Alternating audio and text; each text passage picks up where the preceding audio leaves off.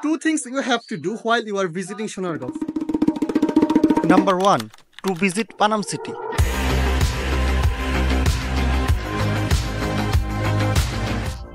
According to me, this is the best place around Dhaka city, যেখানে কিনা Mughal, British ও বাংলার স্থাপত্যের সংমিশ্রণ রয়েছে। এখানের ধনী ব্যবসায়ীগণের অতি প্রাচীন বসত বাড়িগুলো চোখ জুড়ানোর মতোই সুন্দর। এই বাড়িগুলি যদিও ধ্বংসাবশেষ অবস্থায় রয়েছে, তারপরও আপনি কিছু কিছু বাড়িতে প্রবেশ করতে পারেন।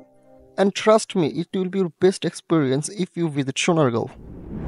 And number 2 is exploring Lokojutsav.